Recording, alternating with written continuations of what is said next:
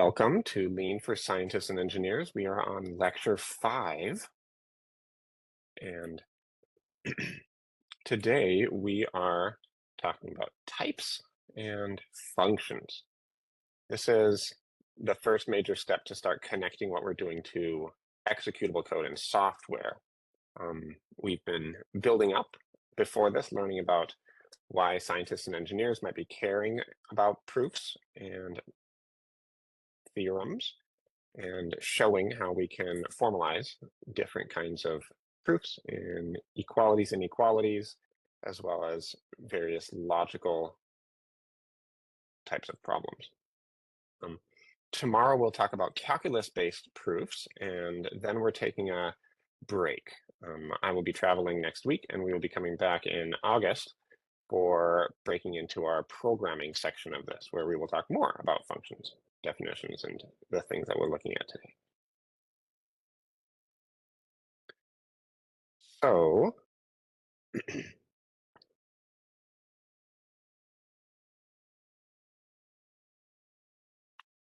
the schedule for today is we're going to recap lecture 4, then get into types, functions, and get back to the proportional to case that we touched on, or so we started setting up last time, but we didn't quite have the background on functions to dig into. And I first want to, once again, bring up this very helpful pair of slides from lecture 3 on how to find tactics. That we have these resources that you can use to learn about tactics, keep learning them. The more you learn how to use them, the more effective you'll be at setting up proofs for things. And if you get stuck and you don't know how to proceed, there's always Zulip. You can always reach out on Zulip and get some help. For theorems, that's likewise the case. Keep practicing and you'll get better at both searching for these and finding them, using them, learning how to dig into that. We introduced that idea in lecture 3 and build on it in lecture 4. So last time we introduced this concept of definitions. Definitions allow us to reuse terms outside of individuals, examples, and theorems. And really, they're the basis for modular code and verification of different parts of code. So last time we talked about definitions with propositions as the examples. I can take a proposition, a logical statement, like an equality statement, and I can store it and save it as a definition, and then I can use that later on. Today, we're going to be talking about what that looks like on the functions side of things. We also last time talked about all these logical symbols. So if you're just joining us now, or if you're still rusty on these, I encourage you to just keep practicing, keep looking at these. Eventually, you'll get more used to the language. And Mechanics of Proof has lots of examples and illustrations for digging into proofs around these things. Today, we're going to talk more about implies, which is a really curious one. We're also going to be digging into the this problem that we were setting up last time, where if you wanted to think about proportional to, we often bring these up in empirical science. Someone says, I've done, Kepler, for example. He was looking at how the planets were moving, and he was saying, we have orbital period, and we have this semi-major axis. I've measured these things about how the planets move and different bodies in space move, and I see this proportionality. What does that mean? If you do a derivation of this, one can relate this to 4 pi squared over gm plus m, and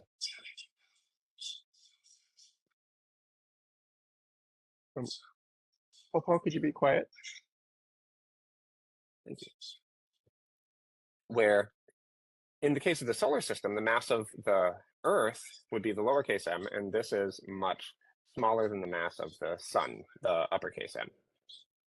And that allows us to make an approximation, taking the mass of the smaller planet out, and we end up with this. And essentially what that means is the 4 pi squared over gm all becomes a constant. And so we're saying that there is some constant. And when Kepler was doing these measurements, he didn't know about these things. He just made an empirical observation. And that was curious, but it happened to be something we could relate to other derivable things. So today we'll be looking at a slightly simpler example. This is from Boyle, where looking at properties of gases, that noticing that if you keep the temperature constant and you keep the number of molecules constant of a thing, you'll observe this inverse relationship, a proportionality relationship between pressure and volume. And there are different ways of stating this. You can say pressure is some constant divided by volume, or PV is equal to K, or often this is put like, if I change my pressure to a different value and my volume to a different value, that, well, okay, if I've kept temperature and the number of molecules constant, the relationship, if I double the pressure, I will half the volume in order to maintain this equality statement. And the way we describe that using exists and for all is something like this, with exists some constant k, okay, as a real number, such that for all states n, Pn times Vn equal to k. And so we glossed over that last time, but this time we're going to really unpack that. But before we get into this, we're going to get into types. And if you've done some programming before, you've probably encountered types to a certain extent.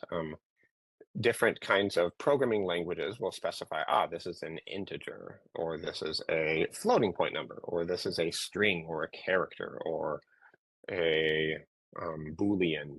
These are kinds of types. A list, a dictionary are different kinds of objects that we might be encountering. And for Lean has an unusually expressive type system. And this is based on dependent type theory. We're going to not get too into the weeds of that because it is a bit technical for this course. But essentially what I want you to know is that it really comes down to Lean's types that give it the ability to check math proofs. And a helpful way to think of types is to think of them as sets. So the various number systems, N, Q, so the natural numbers, Z, Q, R, C, okay, these are types. And if you think of these as being sets of numbers, then a term, there's a vocab word for you, a term is a member of that type. So the number 1 is going to be a member of these types. The number -1 is a member of some of these types, but it's not a member of the natural numbers. And so you can think of each one of these things as a set. And the curious thing about Lean is you don't define these on their own, essentially. The real numbers, the complex numbers, these are defined in relationship to other things. You build up to define the real numbers. I showed an illustration of that from lecture 1, that Lean doesn't just say, this is a real number. It will define a real number on the basis of more fundamental types of variables, of types that it has. And the reason it can do that is because Lean allows types to be, so the computer science term of this is their first-class citizens.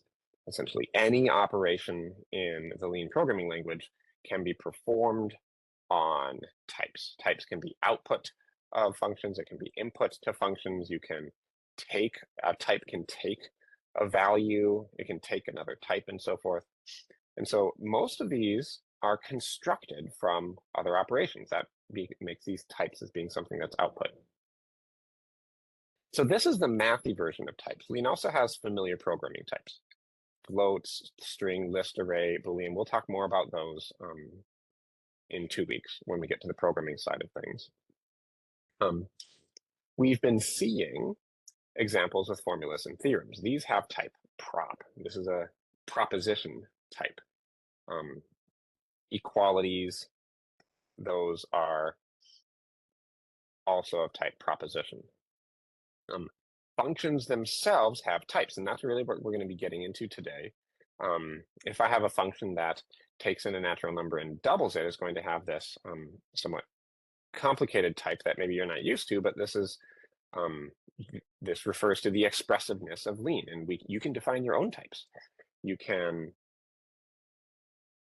just like the people who have been building MATLAB do whenever a new type is needed.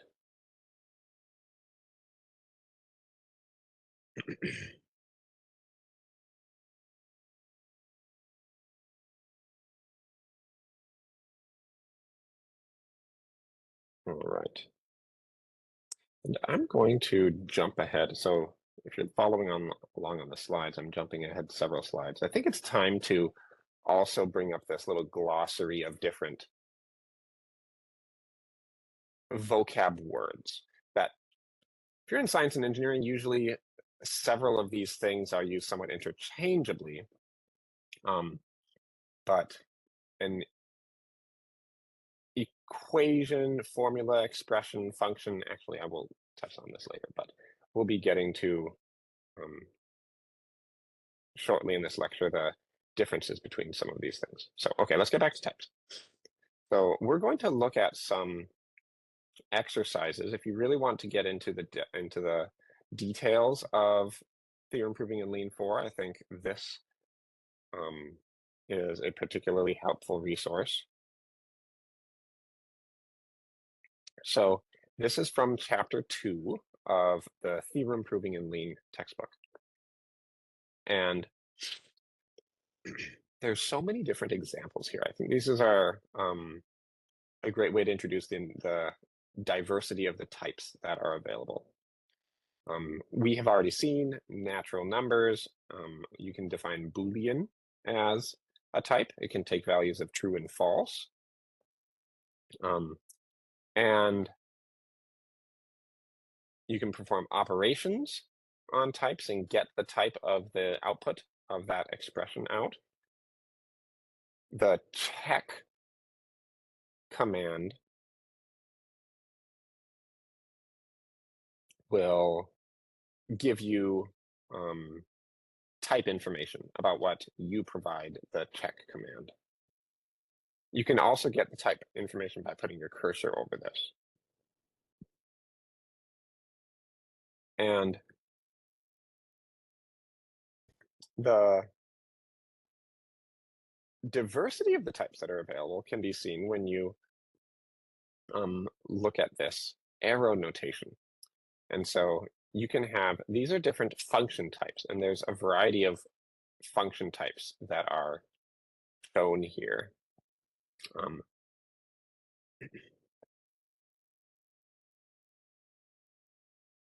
And the bottom line, if I get back to my notes, that's a helpful perspective to generally have on this, is Lean has this hierarchy of type universes. That's the language used. If you're looking at all this and you're thinking, well, okay, well, if types are first-class citizens, what is the type of type? And if you check the type of type, you will find that, where's that shown? Okay, if you check type, you will get type 1 back. And if you check type 1, you'll get type 2. If you check type 2, you'll get type 3, and so forth. This is this hierarchy, as these are layered on top of each other, to have really an infinite hierarchy of types. And the way to think of this as type 0 is a universe of the basic types, the small or ordinary types. And then you move up to type 1 and you have type 0 as one element in that larger universe of types, but then you have many, many more types of type 1 involved. And this is, I think, a little bit of background to learn more. You can read this chapter on your own and dig into types like that, but that's what I wanted to highlight. Do we have any questions about types yet? We're moving on to functions next. Yes, so, yep, types, NZRC, yep, those are definitely examples of types. We can define our own custom types. Yep, you absolutely can. And I think this is something I'll be elaborating on more very shortly. That's valuable for scientists and engineers to have in their toolkit, because we may, like, you think of, what is the characteristics of the things out there that I want to have in my, in defining the math and the semantics of my science. Mass, for example, never takes on a negative value. So it's also, is it going to be a real number? But it's never negative. You might think, oh, maybe it's going to be valuable for me to say I'm going to have non-negative reals be my type. It's not one of the standard ones. In this case, there is non-negative real as a type in MATLAB. You can define, even when you define a function, you're defining something with a rather complicated type that we'll be seeing more examples of once we get into functions shortly. All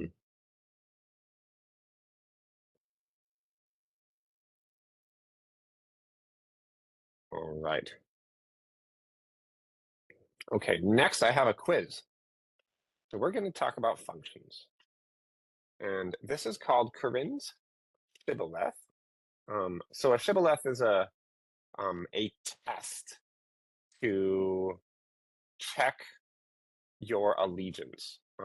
It comes from a story in the Hebrew Bible, the Old Testament, where, the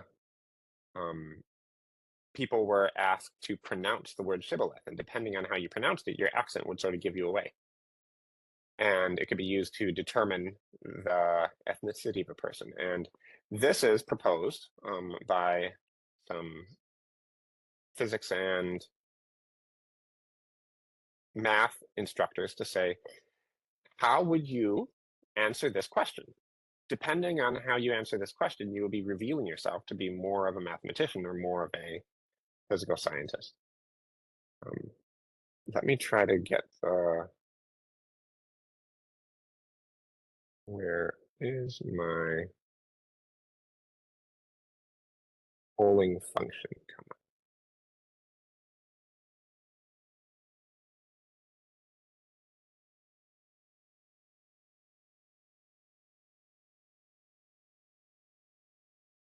I want you to look at this and think about what you would respond.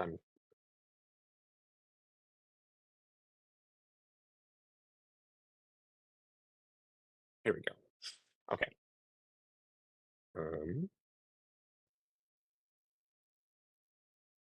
Okay, a poll will be dropping shortly.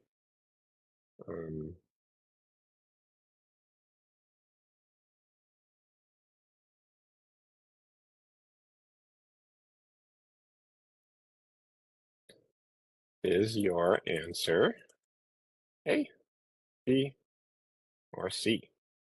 All right. Now it is active. You've had a minute or so to look at the question, but you have a context. You have a rectangular slab of metal, and suppose the temperature is given by Txy is equal to kx squared plus y squared, where k is a constant. If you're going to evaluate, what is T of R theta?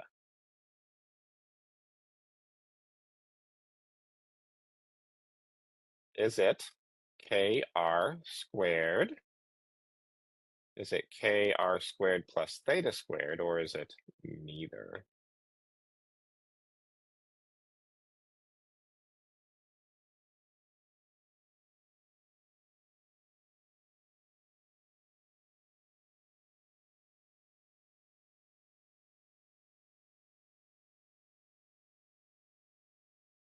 All right, we've got 12 votes in so far.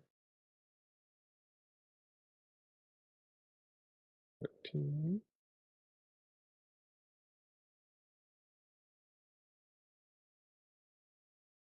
Okay, that's almost everyone. Oh, wait, that's a lot of people here. We got 16, 17 votes. Okay, they're coming in. More slow ones. Okay. And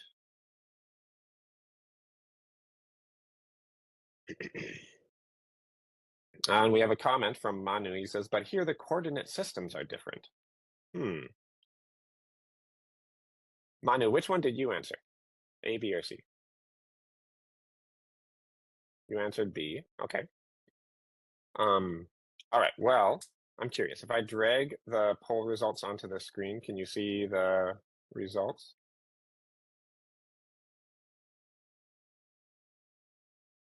Well, okay, I can speak out. I can share. We have 25% saying A, 65% saying B, and 10% saying C.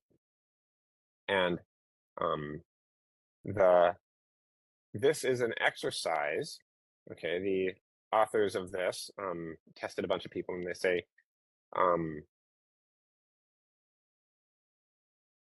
whoopsies, did I mess this up? Hang on.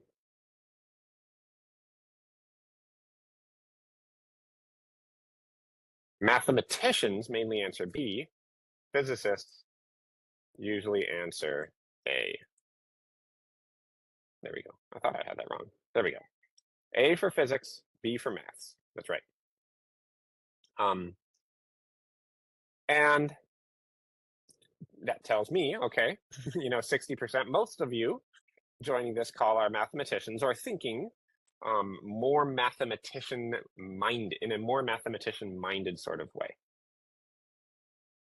And according to the proposers of this test, they say mathematicians view functions as maps, taking a given input to a prescribed output.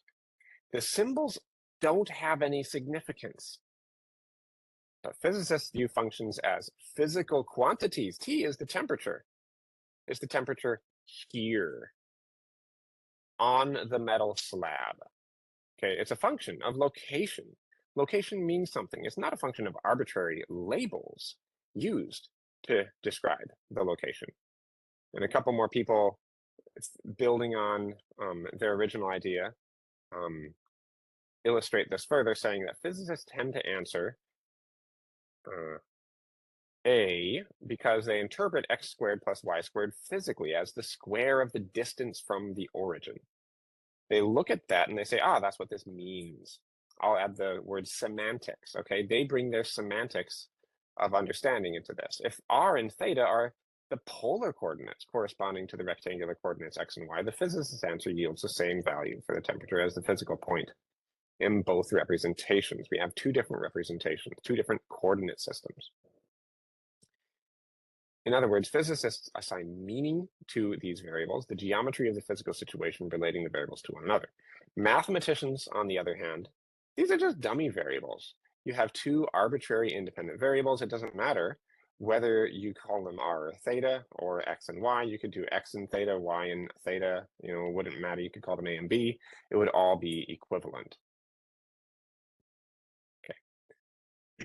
So if you wanted to read more about that discussion there, now we're working with lean. And so we're going to see that as you think more about this, you're more inclined to start thinking about B. But we're also scientists and engineers, and it's important to talk and think about bridging that gap between syntax and semantics.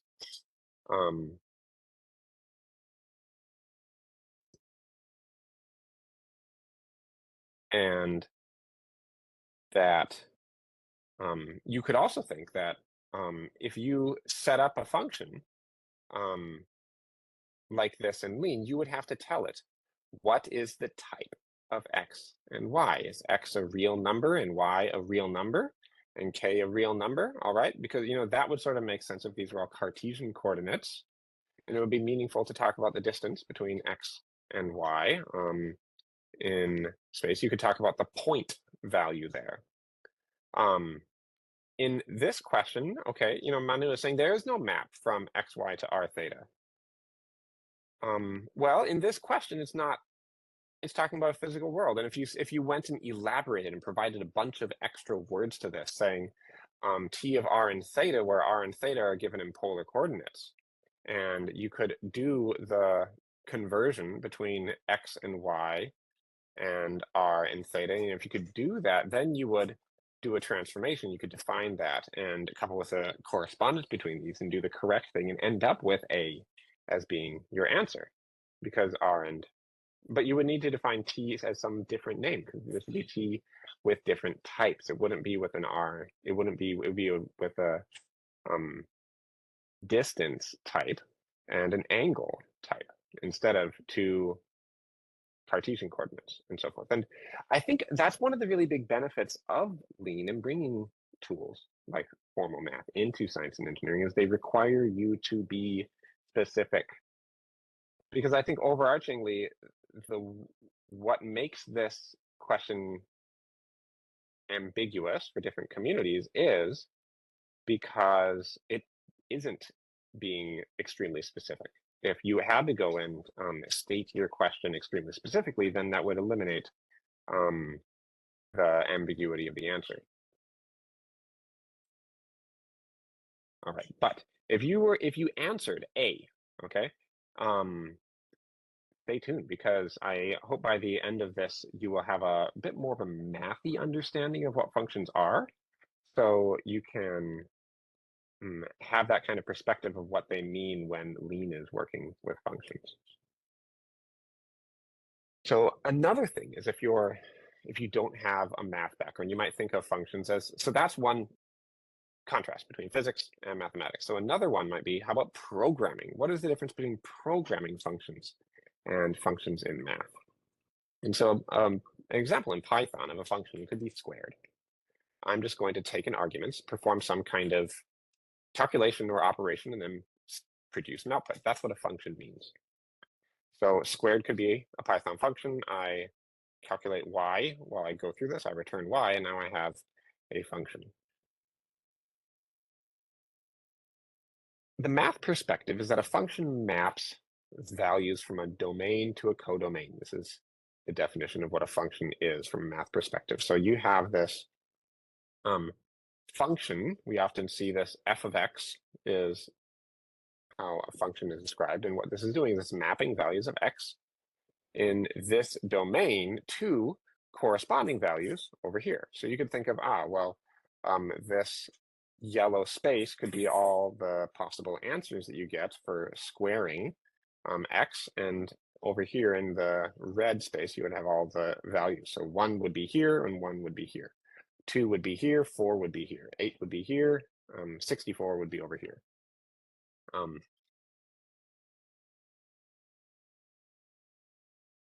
So the vocab words for you, okay, the domain is the region, or is the set, I should say, is the set of values that are the inputs to the function, where the points are being mapped from. And then the codomain is the set that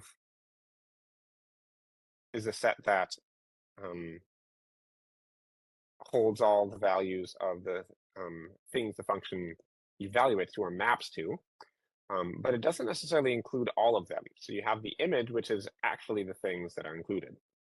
So here is a function. If I was going to say this is type, and the way we speak is we say from type integers to integers, or reals to reals. The word to is, you can actually use the /2 or \2 to get the type notation in Lean. And this is a function because if I'm going to go from -5, okay, I squared and I end up with 25 over here. If I go from negative square root of 2 and I square it, I'll end up with 2 over here. And so in this case, the domain x would be, we could have that be all of the integers, and the domain y be all of the integers, but they don't necessarily contain the same thing. Because if I operate this, for example, and these are all the integers, I'm not going to end up with 3 in my domain because there is no integer which can be squared and arrive at 3. So 3 would be out here in the blue. It would not be here in the yellow. So this is a case where the programming definition of function includes the math definition of function. Here's a case where it doesn't.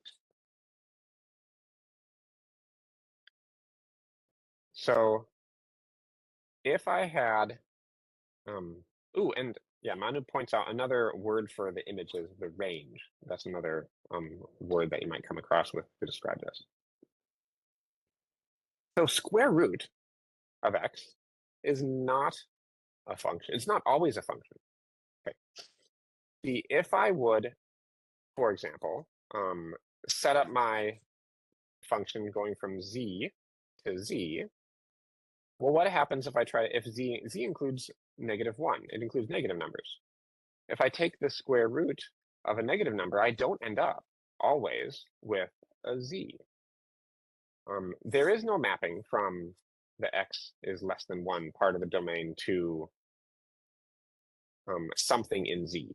I can't even do r to r because r doesn't include complex numbers.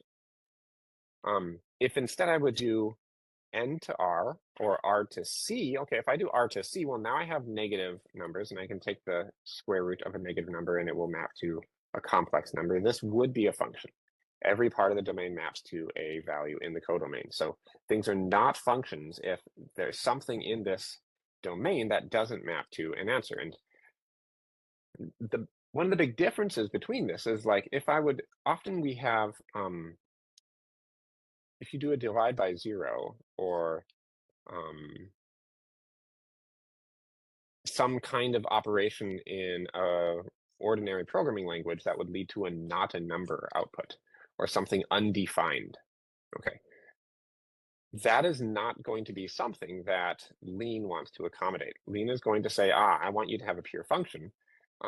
You're not allowed to map something to something that doesn't exist. I could have shown f of x is equal to 1 divided by 0. And the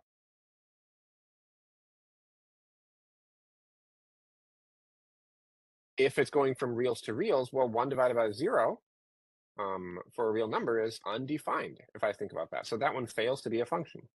The way Lean gets around that is they define something for that to be equal to, and they say 1 divided by 0 is equal to 0.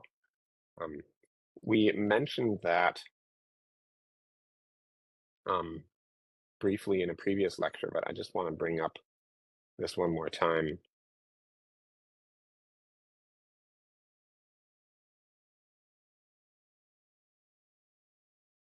That there is this excellent blog post about this, and this again ties into the question of functions. If f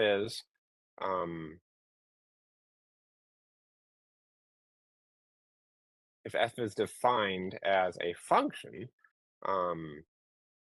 x divided by y,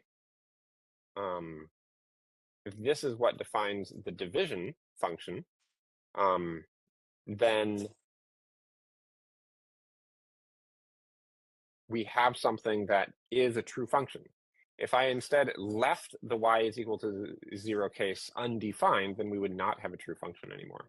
And it makes things quite inconvenient for theorem provers. You can revisit that lecture. I think we talked about it in lecture 2 or 3, but can, yeah, definitely look at that blog post once again in that. So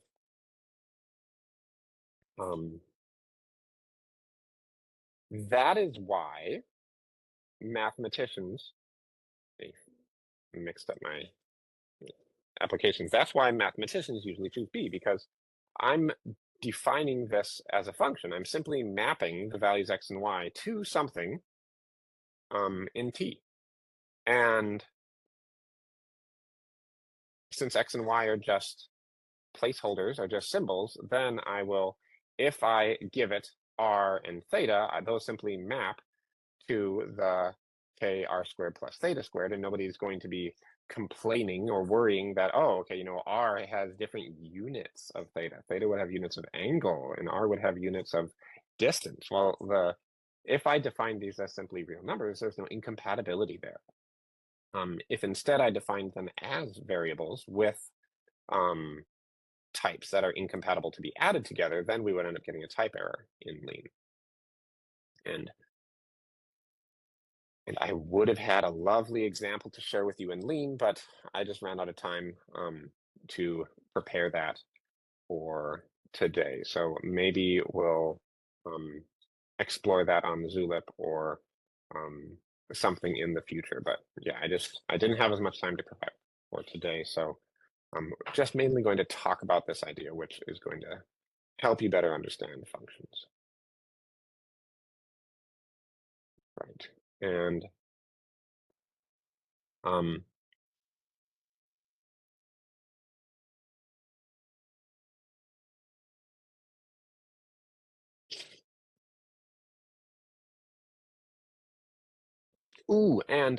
another really great point from Manu, square root of 4, okay, is considered to be plus 2 and not minus 2. A function cannot be one to many. I really should have put this on the slide. A function cannot be one value to many values. It's 1 to 1. And if I wanted to have minus 2, then it would have to be a different kind of square root function that always returns the negative value, for example. And so that's what makes this a bit more complicated. It's tricky. I can't exactly say this maps to like an or statement either. That's kind of weird, -2 or plus 2. It's totally possible though in Python. So I teach Python for scientists and engineers in the spring, and one of the exercises I give them is to solve the quadratic equation, and that involves a square root, and they have to write edge cases. If the determinant if the determinant of the quadratic equation is a negative value, well, then you're taking a square root of a negative value, and are you going to output 2 complex numbers? What are you going to do? You can build in all those extra edge cases, and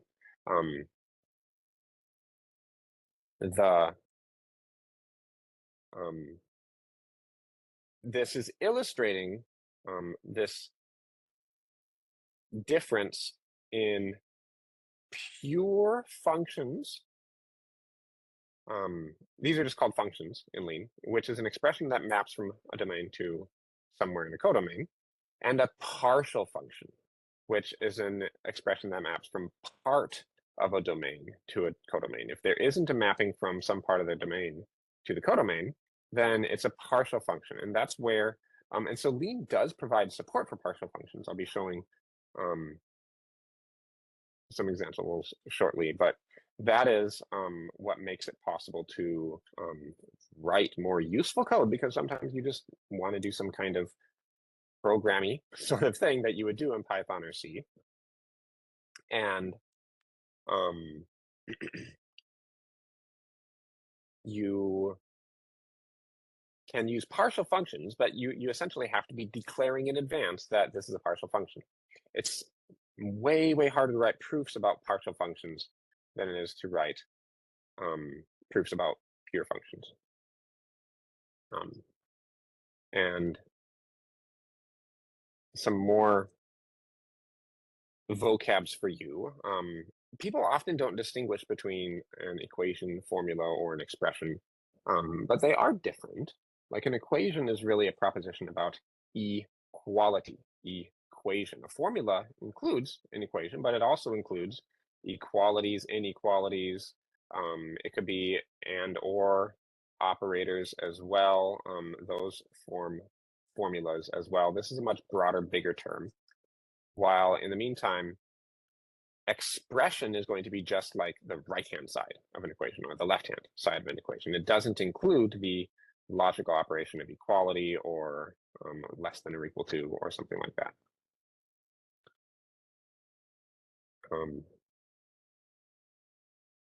Another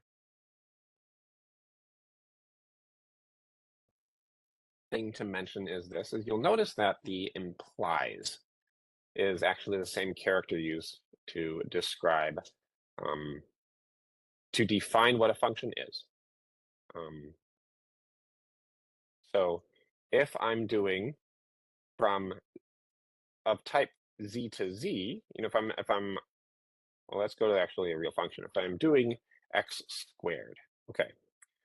What I'm doing is I'm saying x implies x squared. 2 implies 4. 7 implies 49. And if you think about it, I think it can be really illustrative to reflect on this. Is like, this is what functions are, is they map. They do this logical implication. And it's so fundamental that like it literally is the same character and it conveys the same kind of meaning in Lean in order to define the function as being an implication.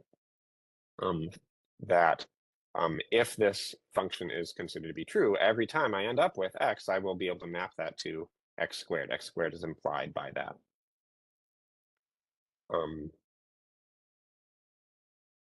And finally, there's this statement of if P, then Q.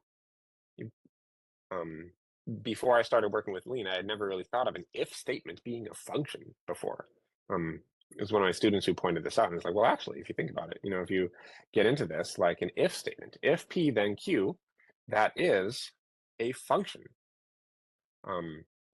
Suppose I have a detector, and every value that's negative, I'm going to give a value of false, and every value that's positive, I'm going to give a value of true. Well, that's an if negative, then false, if positive, then true, and that's going to be a function that maps from all of the possible signal values to some kind of output.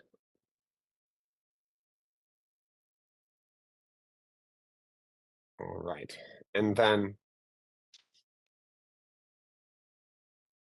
so here are a bunch of examples of functions in science and engineering. And I want us to, so this is another thing we need to think about as scientists and engineers in bringing formal methods into the field of science and engineering is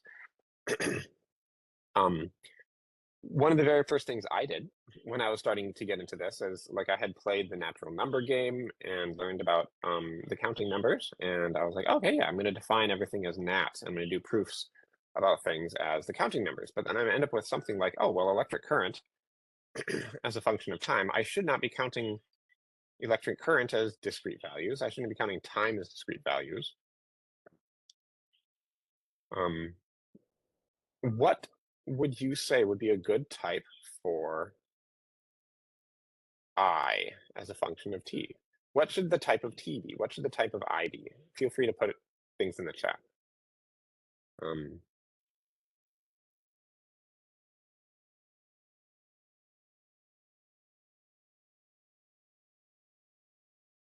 So we have real to real.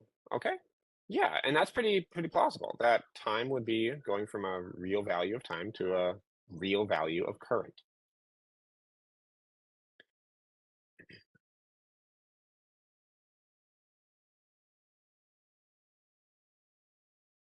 How about the next one? If my position is given in Cartesian coordinates, t is x, y, what should my function be? What should my type be of these things?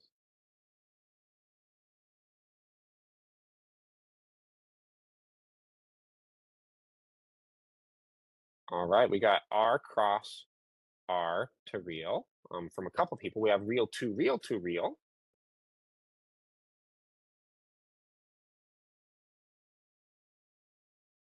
So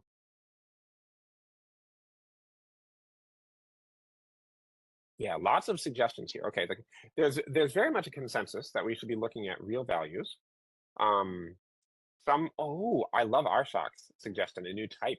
Okay, like defining T as a type temperature. Maybe so. What are the properties of temperature? It has units that are different from units of velocity, for example. Maybe we would want to constrain it in a certain way. Um,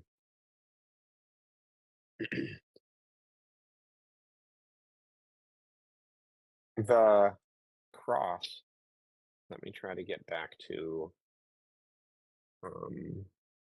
do I have the dependent type theory textbook out? Here we go. So if you're not familiar with this, X, okay, this is referring to as, so usually if you're not a mathematician, you probably haven't encountered this math operator before, but this is a type of pairs consisting of an element of A paired with an element of B, okay? So putting a cross there probably makes a lot of sense, since A and B are related like that in a coordinate system.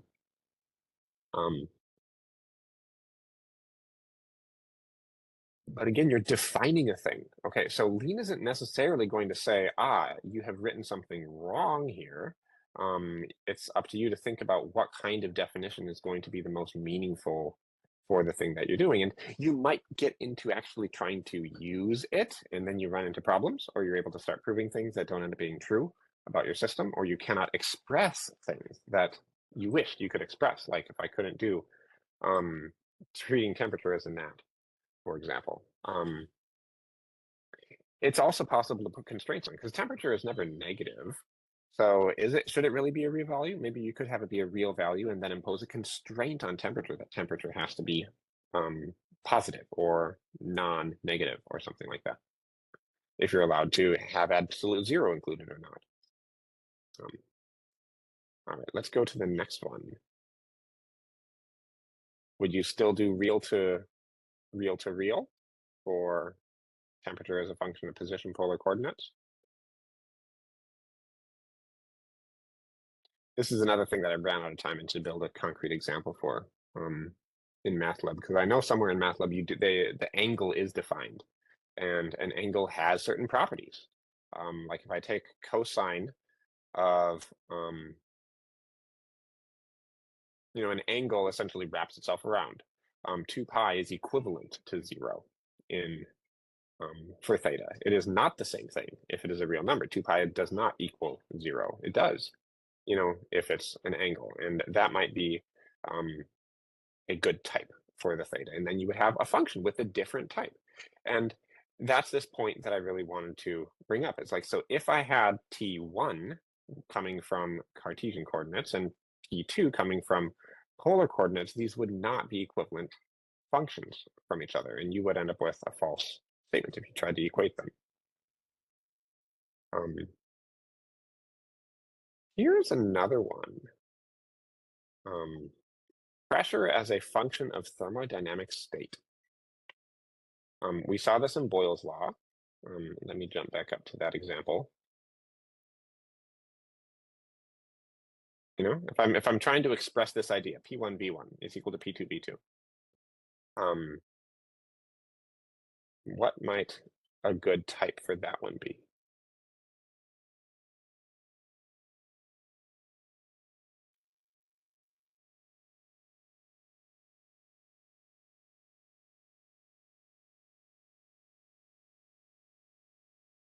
Pressure as a function of thermodynamic states.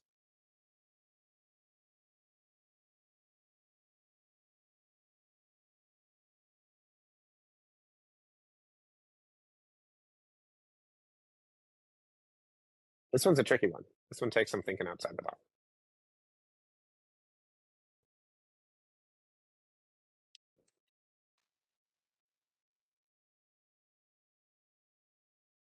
I'll give you our thought in a minute here. Thermodynamic state. Oh, good question. So what is a thermodynamic state? So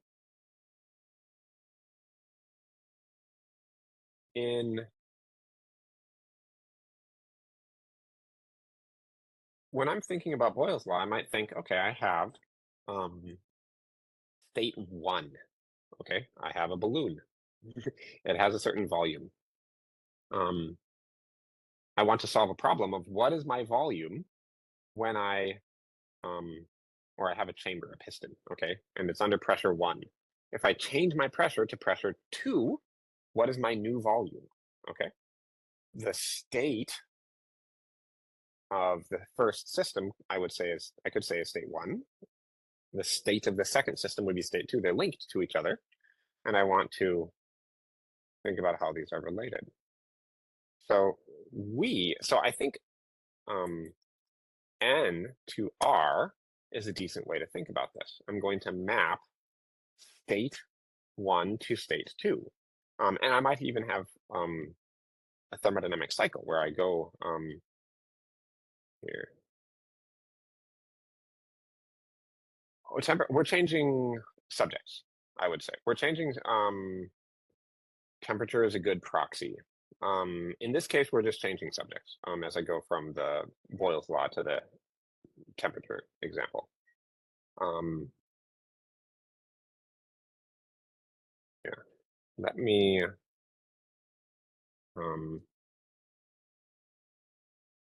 bring up. So the Carnot cycle,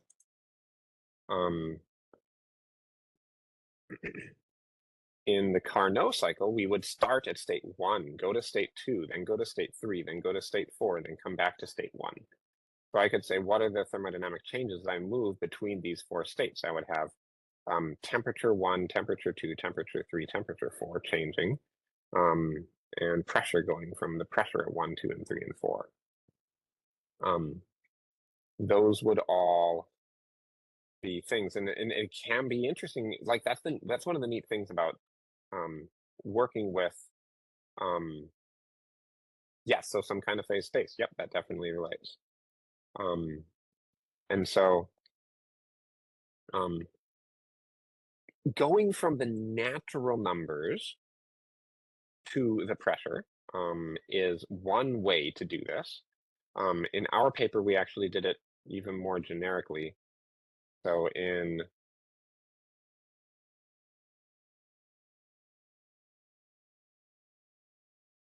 let me get that tab open. In our paper, we did some gas law thermodynamics even more generically, where we set up, where is it? Here we go. We set up these definitions of pressure to map not from a natural number, but from an arbitrary type, from just a type alpha. So I'm going from type alpha. So like, it is a more generic way to do it, and it all works. You don't have to assume that these states are numbered, is kind of that point. If we do from nat to pressure, then we're assuming that it's numbered, and that's even a more specific thing, which in my opinion is easier to get a tune for, but we don't actually need to have our thermodynamic states numbered and ordered. We can be even more generic and have them just be distinct from each other. Then the last example that I put here is if you're thinking of a detector. I might be saying, is something present or is it absent? And or is the signal true or false? And I'm measuring a thing constantly online. I'm going to map that. So you might be building a controller or some kind of thing like that. Any ideas of a good type to represent this kind of function?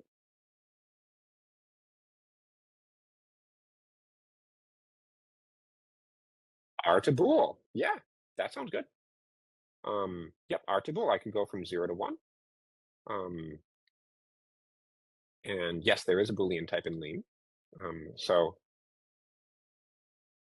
that's the exercise I wanted you to think about. Like as you think about the different kinds of applications you might be curious about getting into, then you can Lean is expressive. That's the bottom line, is you can define lots of rather arbitrary things. And because this is all fundamentally mathematical, you can write proofs about these things.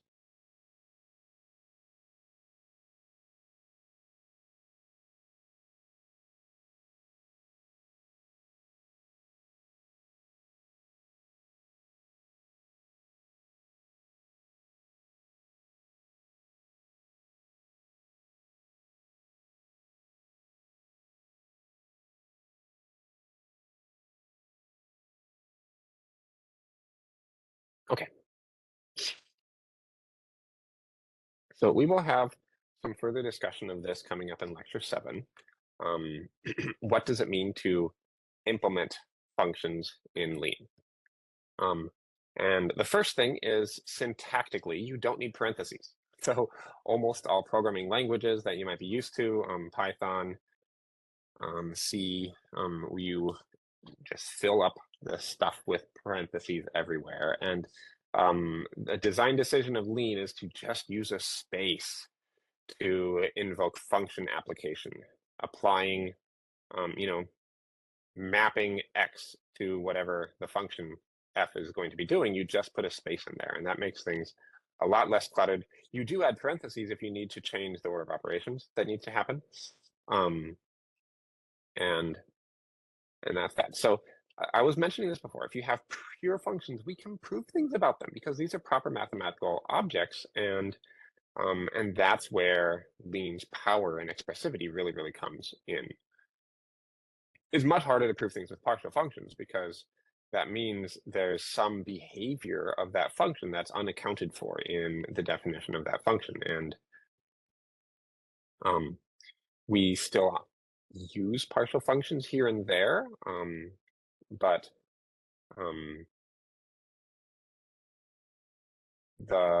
your goal, I think, in writing code should be to write them as pure functions as much as you possibly can, and to only use partial functions when you absolutely need to. We'll talk more about this in lecture 7, but input-output with the world is a big case where you use partial functions. Another thing about Lean is you're required to label non-computable functions specifically. So you're required to label partial functions, you're also required to label non-computable functions. And pi, for example, is non-computable.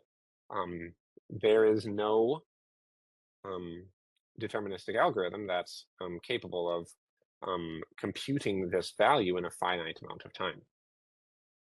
That pi, you may be aware, has an infinite number of digits. You're never going to get it out. You can still do proofs about pi, but you can't compute it. And so that means when you're defining it, you put that non-computable on there. It doesn't prevent you from doing proofs, but it does tell Lean in advance that this is not something that's going to be amenable to arbitrary computation. And that connects again to this high-level view that we have of syntax and semantics in scientific computing, that if we're actually writing code to do simulations, those do need to be computable. So you might need to be bridging a symbolic version of pi to a computable version of pi. And we will be getting to that later when we talk about our more about programming.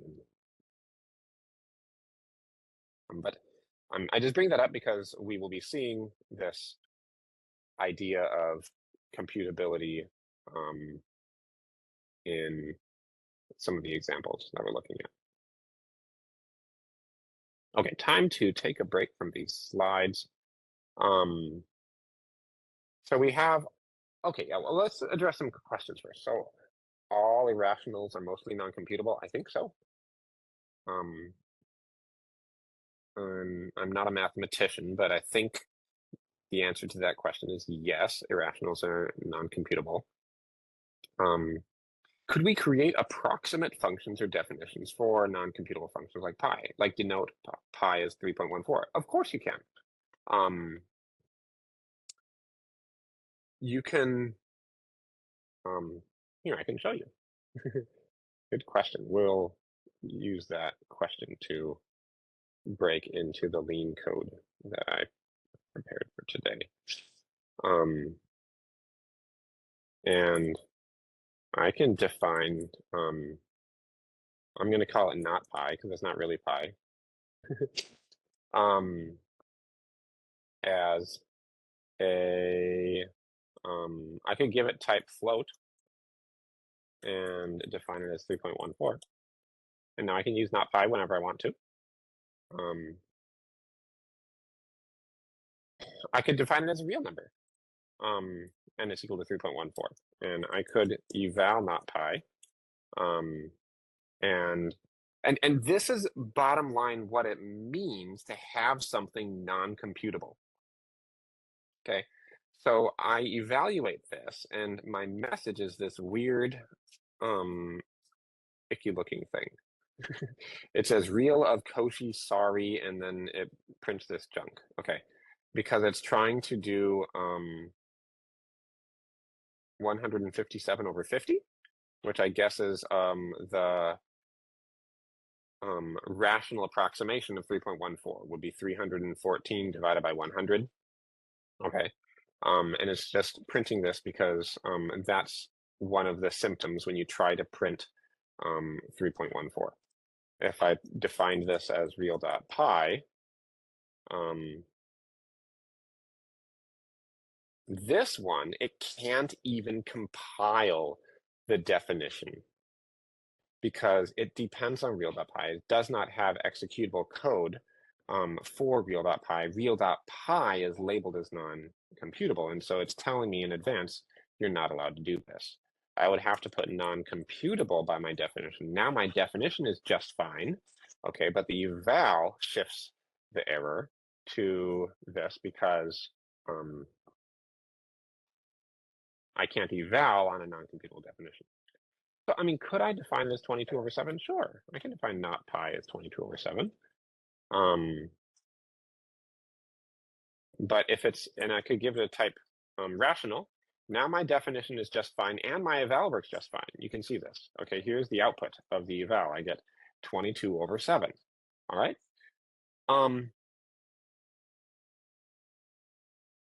But it's not true that not pi is equal to pi. It is an approximation.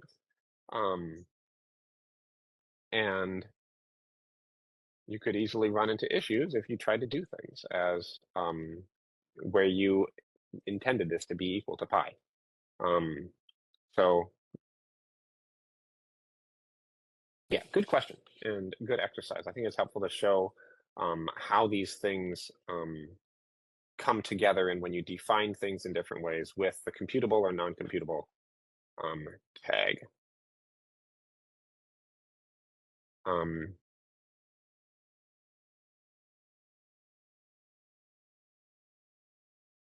Okay, one more question. Does non-computable really refer to generic functions that is not a computable value? I'm not quite sure.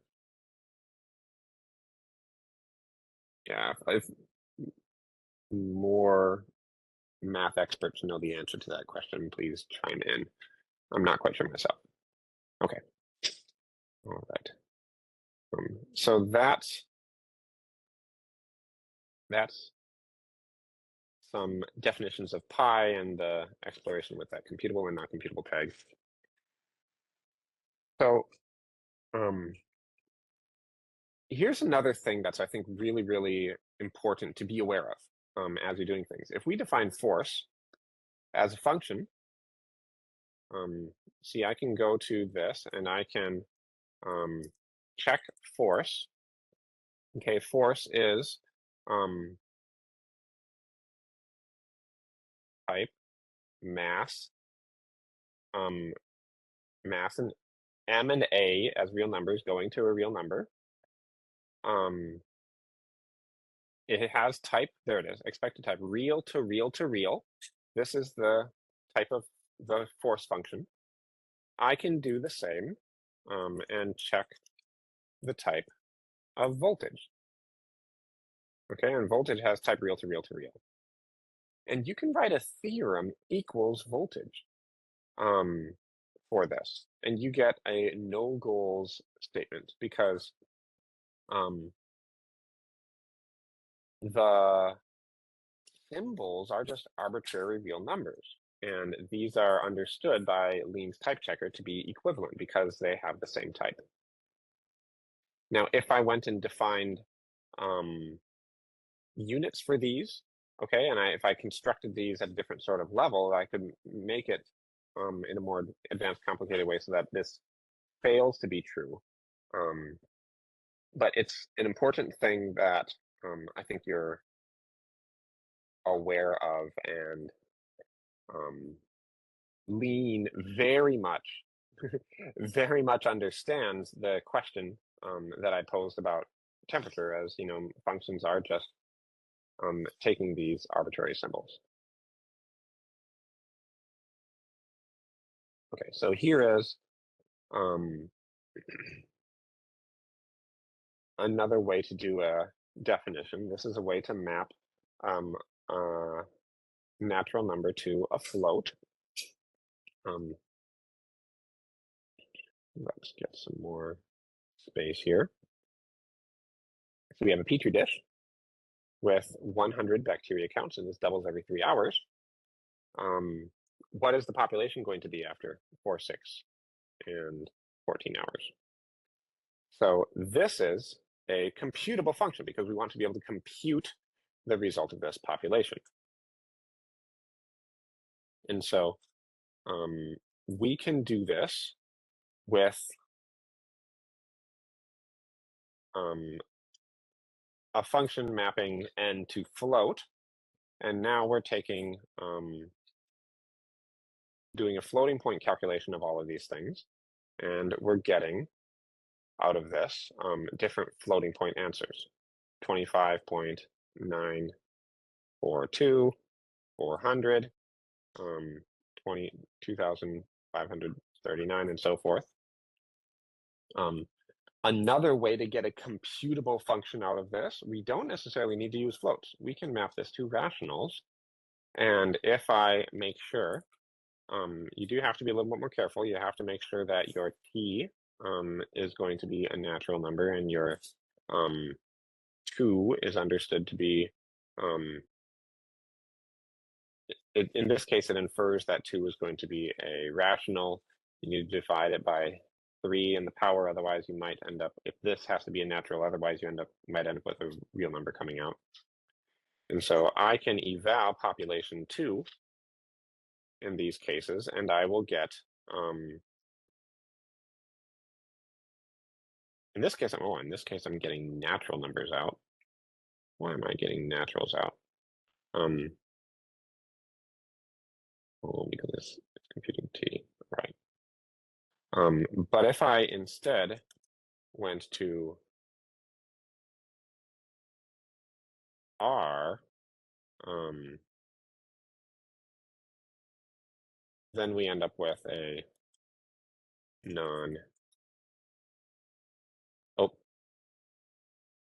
if 3 was potentially a rational number, then it can't do this because, is that how it's going to do that? You know, it can't do this because it can't synthesize this. I'll leave it at that.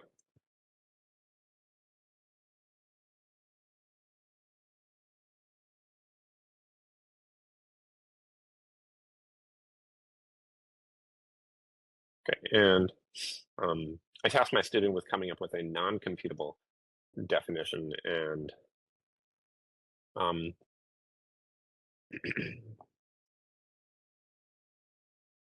if you open classical logic, actually, I'm going to clause over that. That's not essential to what I wanted to cover today. Okay. But so some more examples. So if I have current as a function of time is going to be a cosine function of t, I have to put the non-computable tag in this. If you just write definition of this, it's going to say, this is non-computable. So Lean is going to help you out and say, add the non-computable tag to this. But if instead I did define this as a floating point, there's a floating point definition of cosine. You can grab that and define your function like this. And you can check the type of your current is going to be real to real. You can check the type of your float is float to float, for example, for these different things.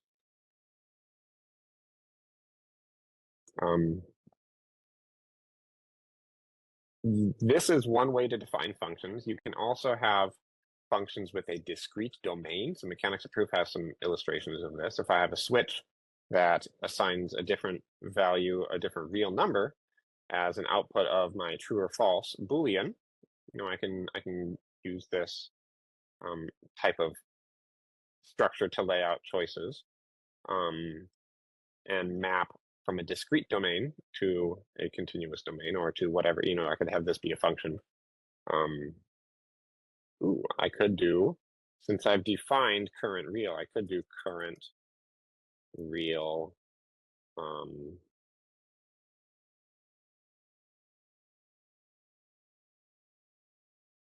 or I won't deviate from this. I'll stick with what I have working for me. So,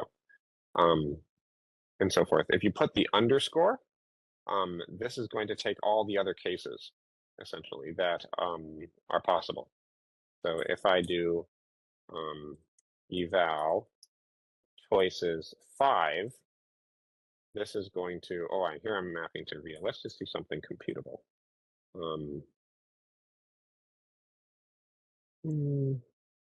Yeah, we can do quotient.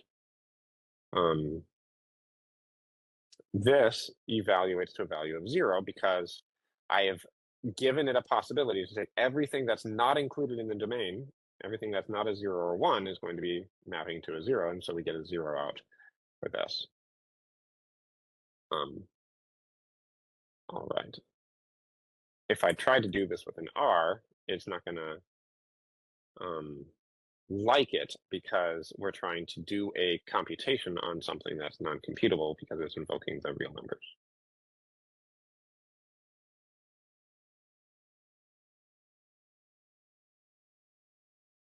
Okay.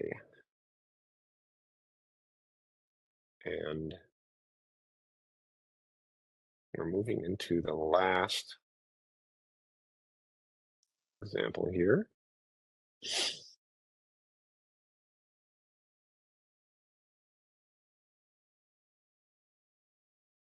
Where we're talking about, so now you understand, now you have some of the background to read this, essentially. P1 V1 equals P2 V2.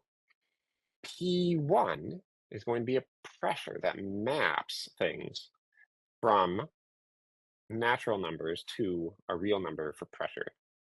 V1 is going to map from natural numbers to a volume. P2 and V2 have the same types there. And a way we can define these is I can define variable as pressure as a function from N to R, volume as also a function from N to R. And now we can define Boyle's law.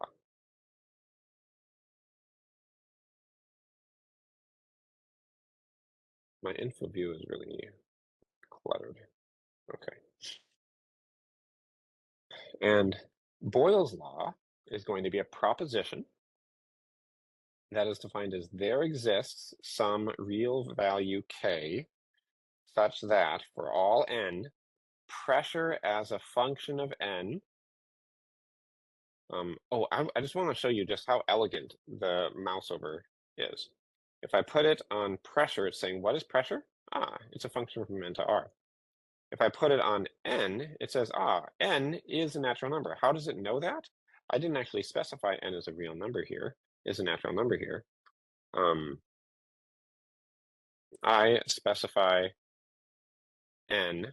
It will infer that it needs to be because pressure takes n.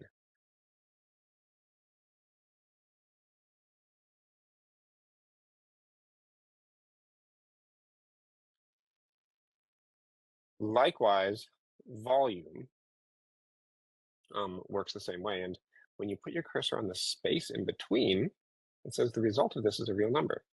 And it highlights the whole thing because the pressure times the pressure as a function of n returns a real number. So I just have a real number times a real number is equal to k, which is a real number. That's how you can kind of unpack all of the types that are going on here with your cursor. Put your cursor on the E, you get a proposition for the whole thing, and so forth.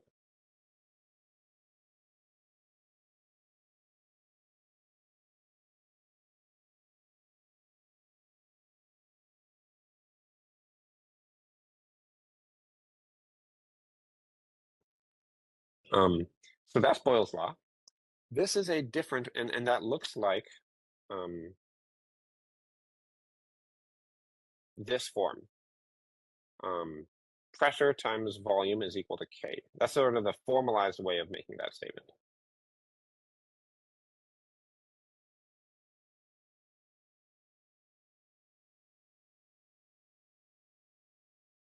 Prop. Boyle's law version 2 is a different way of stating that. This is a prop that says for all n and m, pressure n times volume n is equal to pressure m times volume m. That's another way to do that. In our paper, we don't use n, we use a generic type alpha, but don't worry about that. That one's a little bit more general purpose, but this I think is a little easier to track. And then finally, we can use these definitions of Boyle's law to prove something rather neat, I think, is we can say that Boyle's law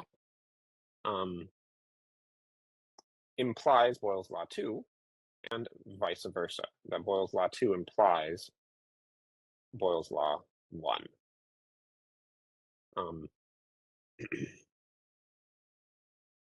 And the first thing, the first tactic that you may find useful with dealing with functions is we have intros. Intros is going to move, it's going to take the definitions and it's going to apply them to our propositions and unpack all of those things. So we started with just this goal, and we're going to unpack these definitions and create variables in our hypothesis for these statements. And now we have Boyle's law, pressure volume implies this thing. We then use dsimp, that's a definitional simplifier we used before. That replaces the Boyle's law with the full definition of exists.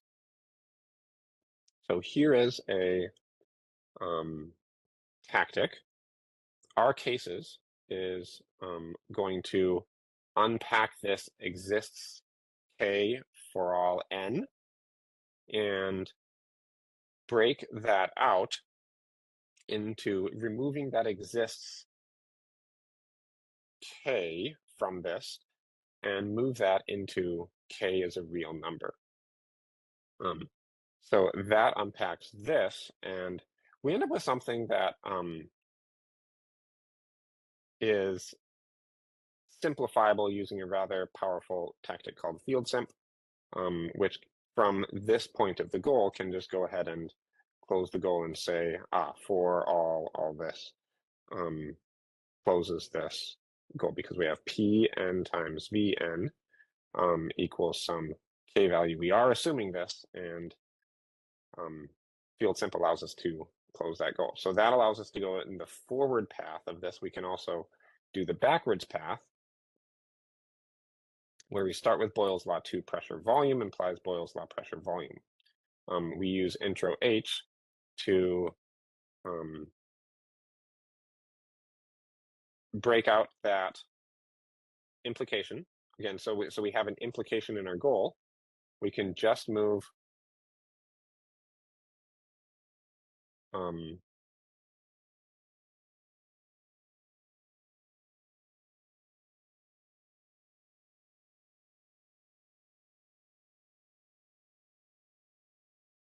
we can move the left-hand side of the implication into the hypothesis. That's what intro H does to split this into the goals.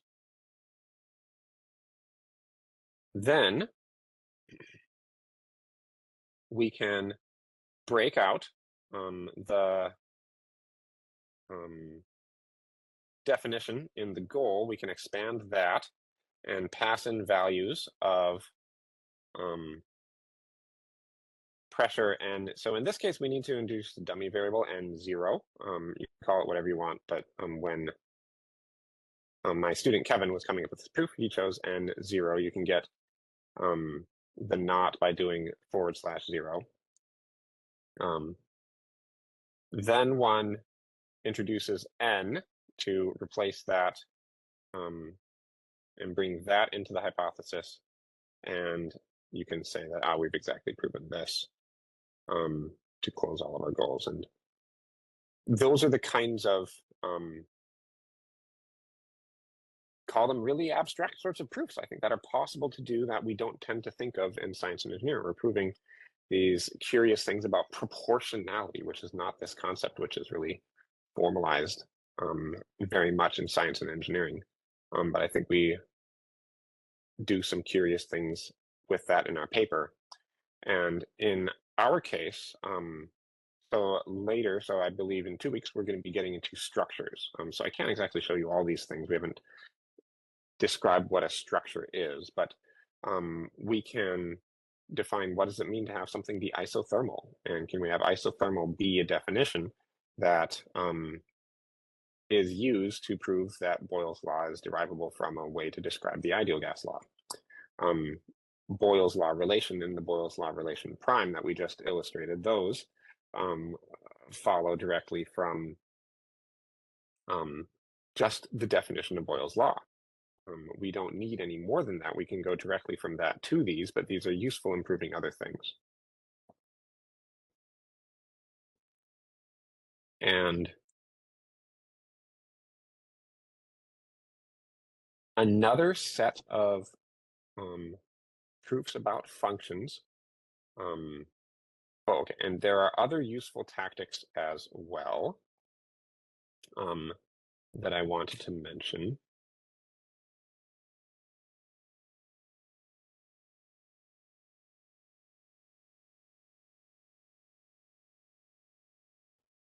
And this is a link to the tactic cheat sheets that we had before.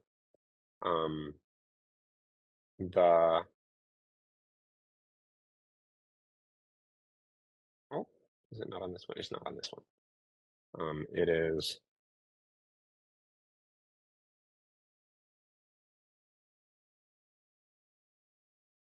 in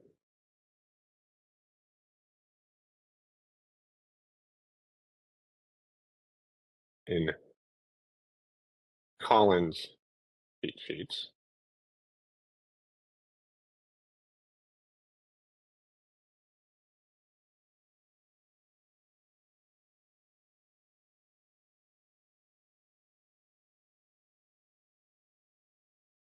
Hang on.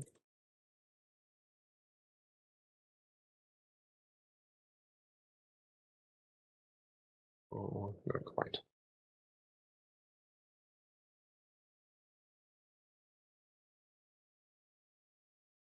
This is what I ran out of time to prepare.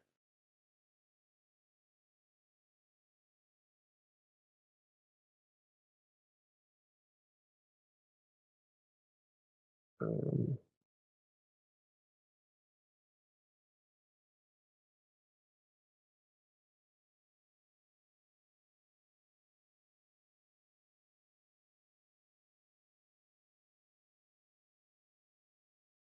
Hang on.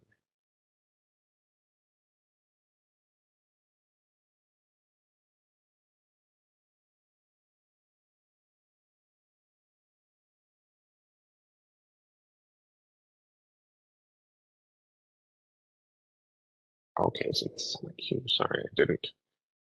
Just ran out of so much time to get these things all together in one place. Okay.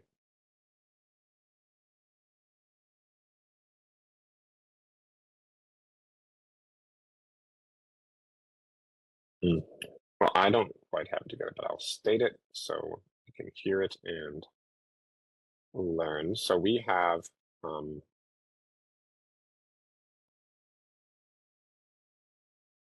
the PowerPoint?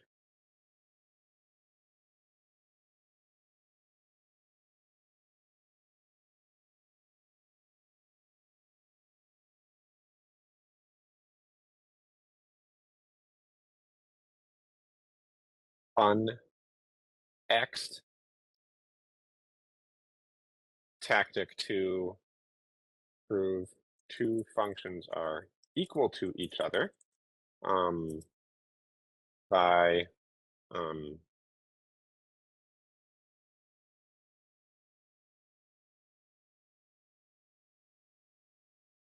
removing the extra, if you wanted to call it extra function stuff, and only have the expressions remaining. And fun, okay, is a tactic that turns an expression into a function. So these are two things that I think, again, I didn't get some nice clean examples put together in advance, but these are useful tactics for interchanging expressions and functions with each other, which will be useful to you, I think, as well.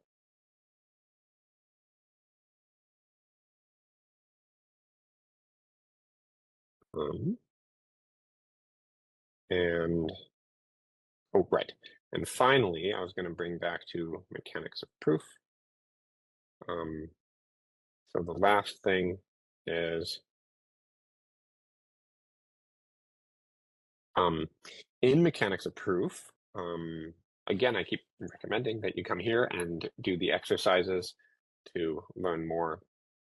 But this also introduces ways to define functions and importantly, I think has a lot of exercises for proving functions. Some of these concepts aren't easy to connect to science and engineering. Injectivity, surjectivity, bijectivity, these are some vocab words to learn about whether a function is one-to-one, how different, what are these properties of functions, and you'll see tools like intro and dsimp being applied as you're trying to prove whether a function has these kinds of properties. This is some extra stuff to learn, and I mean, illustrates you can do sort of high-level abstract kinds of proofs with Lean that learn them, put them in your toolkit, and you may find them useful as you're doing your work.